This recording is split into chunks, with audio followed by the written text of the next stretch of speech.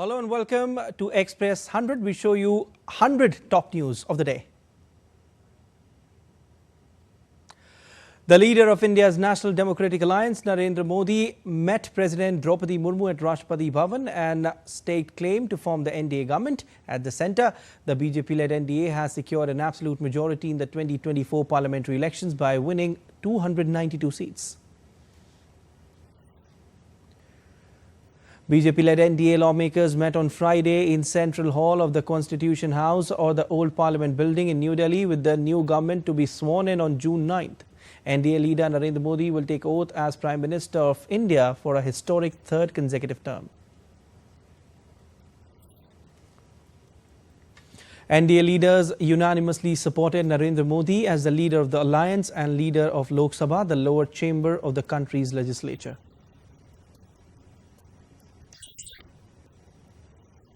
PM Modi wholeheartedly welcomed all the leaders of the NDA and said that whenever given the chance to serve, each and every leader of the alliance has ensured good governance across the nation. PM Modi also reiterated the party's collective efforts for the betterment of the country. He stressed that the strongest alliance government would work unanimously to move the country forward. BJP leader Rajnath Singh proposed the name of Narendra Modi as the leader of the BJP Parliamentary Party and leader of NDA Parliamentary Party in the Lok Sabha.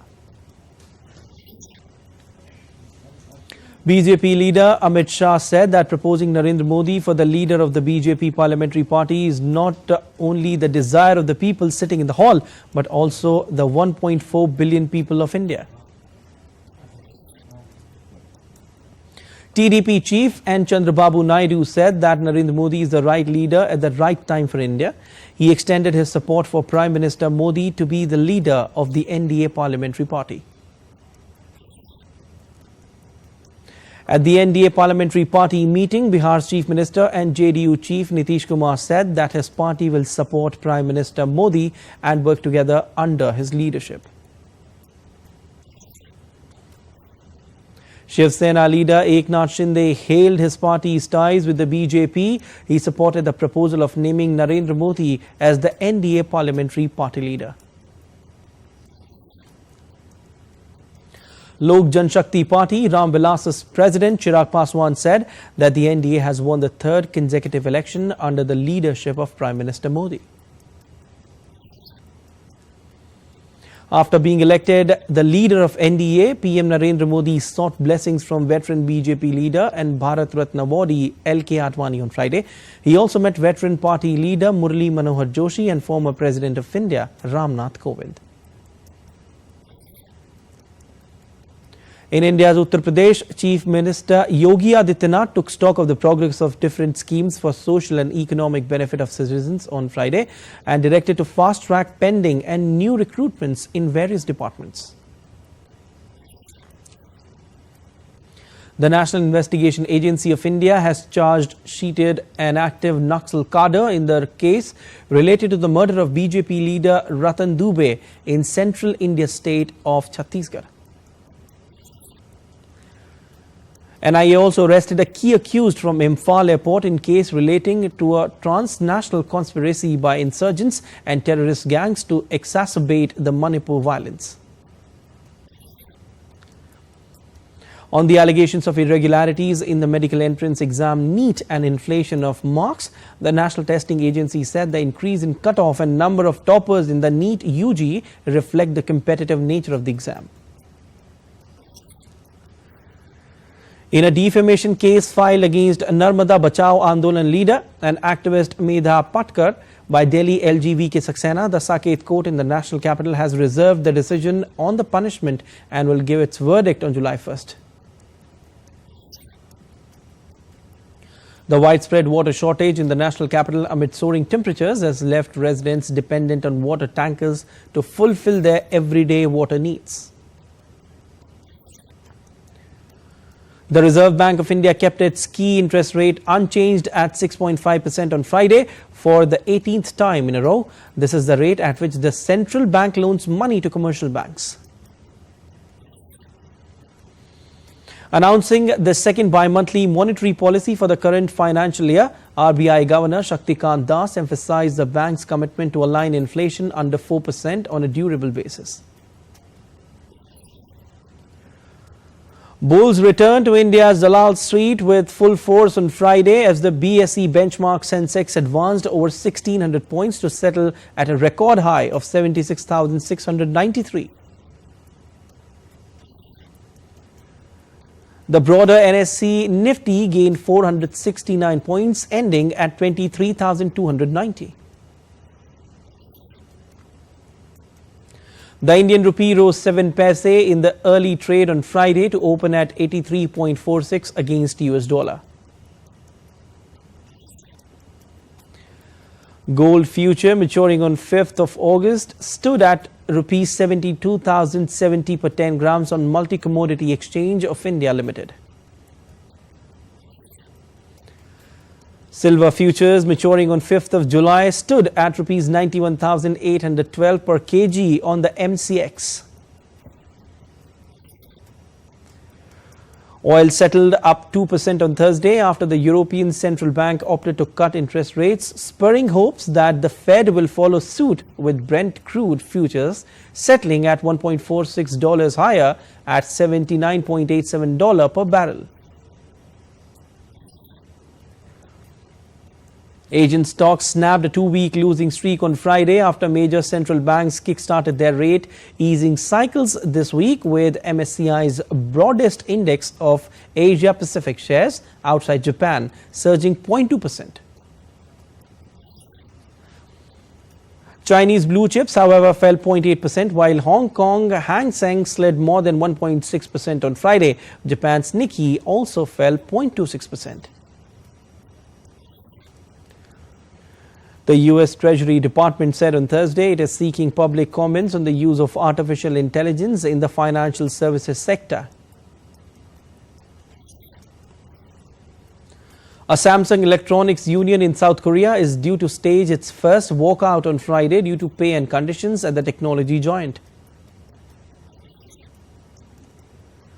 Voting is underway in the European Union's parliament election, with far-right parties expected to make significant gains. Over 370 million people across 27 EU member states are eligible to participate. The election concludes on Sunday. South African President Cyril Ramaphosa's party, the African National Congress, will invite other political parties to form a national unity government on Friday. U.S. President Joe Biden on Friday told Ukrainian President Zelensky that Washington will not walk away from the crisis in the country at war with Russia, as both leaders met for talks in Paris. United States Defense Secretary Lloyd Austin and his French counterpart Sébastien Lecornu met in Paris on Friday to reaffirm cooperation between the two countries. British Prime Minister Rishi Sunak faced a setback in his election campaign on Friday after apologizing for leaving the D-Day commemorations early to give an interview criticizing the opposition party. Ukrainian President Volodymyr Zelensky addressed lawmakers in France's National Assembly on Friday during his official visit to France. French President Emmanuel Macron announced plans to provide Mirage 2,000 warplanes to Ukraine on Thursday. Ukraine's Air Force claimed to have destroyed 5 missiles and 48 drones launched by Russia on Friday. The attack caused a fire at an industrial facility in Kiev. The Russian Foreign Ministry accused Ukraine of using US-supplied HIMARS rockets to shell civilian targets in Russia's Belgorod region, resulting in the deaths of women and children. Israel claimed to have eliminated several Hamas terrorists in an airstrike on a central Gaza school, stating that strike was conducted based on intelligence indicating no women and children were present in the classrooms. The United States confirmed ongoing communication with the Israeli government about the recent airstrike on the school in Gaza and said it expects Tel Aviv to be transparent on the matter. In the United States, Republican leaders announced that Israel's Prime Minister Benjamin Netanyahu will address U.S. lawmakers on July 24th. Donald Trump, running for U.S. president, stated he might impose tariffs on countries including China that do not curb undocumented immigration to the U.S. if he is re-elected in November elections. In a televised interview, Donald Trump announced he will reveal his vice presidential pick at the Republican National Convention in Milwaukee next month. Nearly 60 migrants were picked up by the U.S. Border Patrol on a remote stretch of the U.S.-Mexico border in San Diego as President Joe Biden's asylum ban took effect. The Philippine Coast Guard accused China of blocking efforts to evacuate a Sikh member of its armed forces in the South China Sea. In response to the accusation, China stated it will send vital supplies to a warship grounded at a disputed shoal in the South China Sea if given advance notice. Gunmen shot dead the mayor of Cotija, Mexico, and a bodyguard shortly after Claudia Sheinbaum won the presidential election. Both died in hospital. Over 500 people from seafaring communities around the coast of Malaysia's Sabah state were evicted from their homes this week as part of a crackdown on undocumented migrants. At least 7 people were killed and 20 others injured when a bus carrying mostly school children skidded off the road and plunged into the Orontes River in northwestern Syria on Friday. Temperatures continue to soar in southwest U.S. as a massive high-pressure system known as a heat dome pushed temperatures to 38 degrees on Thursday. Climate protesters disrupted the start of the annual Export-Import Bank Conference in Washington. They occupied the stage as Exim Chair Ratajo Lewis welcomed participants. A 2-year-old boy was killed and his mother critically injured in Michigan as tornadoes continue to hit parts of the city. Wildfires in the central western Mato Grosso region of Brazil has destroyed over 286,000 hectares of wetlands since the beginning of January this year. The unique terrain of Mato Grosso is making it a challenge to control the fires. The fire is affecting Pantanal, that is the world's largest tropical wetland. As heavy rain continued to batter multiple cities in South China's Guangxi region, rescue operations were mobilized to evacuate stranded residents and vehicles and drain floodwater from roads. India's meteorological department has issued an orange alert for heavy rains in the western and some southern parts of the country. IMD had predicted heavy to very heavy rainfall in Assam, Meghalaya and few other northeastern states between 7th and 9th of June. To ensure more balanced sex ratio among endangered sea turtle hatchlings heavily influenced by temperatures, the conservationists of Malaysia are moving newly laid turtle eggs to a shadier location on the beach. Scientists are trying to keep the sea turtle egg cool and safe by transferring new nests to ensure that the eggs are incubated and hatched in a cooler conditions. In an alarming discovery, the Department of National Parks, Wildlife and Plant Conservation in Thailand has found extensive coral bleaching in 221 marine parks between April and early June. The marine parks are located in the Andaman Sea and the Gulf of Thailand, which is 21 in numbers. The 23rd Tribeca Film Festival kicked off on Wednesday. It opened with the premiere of new documentary Diane von Furstenberg, Woman in Charge. Diane von Furstenberg, Woman in Charge, offers a glimpse into the life and career of the legendary fashion designer Diane von Furstenberg. Colored diamonds and sapphire crystal watches dazzled on display at Christie's, New York on Thursday. The collection also included a brilliant cut pink diamond of 10.2 carats, which is estimated at $9 to $12 million. A chef from Buenos Aires won the World Pizza and Empanada tournament hosted in Argentina. At least 174 contestants from all over the world, including Italy, Senegal and Chile, participated in the tournament. Whitney Museum of American Art honored Pride Month with star performances of legendary drag queens. The event was inspired by a 2022 book, Legends of Drag Queens of a Certain Age. A UK-based company, If Water, has developed a new way of purifying water that could provide access to safe, clean drinking water and help end the reliance on plastic bottled water. The patent pending If Water devices uses mechanical vapor compression technology to distill the water, creating pure, clean water that is safe to drink and leaving any contaminants behind. Formerly bristling with spikes and displaying spherical forms, innumerable sea urchins have been discovered lifeless along the reef in Dahab, Egypt, situated on the coast of the Red Sea. This mass mortality of sea urchins was due to a pathogen that might spread into the Indian Ocean, potentially impacting the global marine ecosystem. Two giant panda cubs was captured on camera playing a toy car and rocking horse at the Chinese Research Center for the Giant Panda in southwest China's Sichuan province.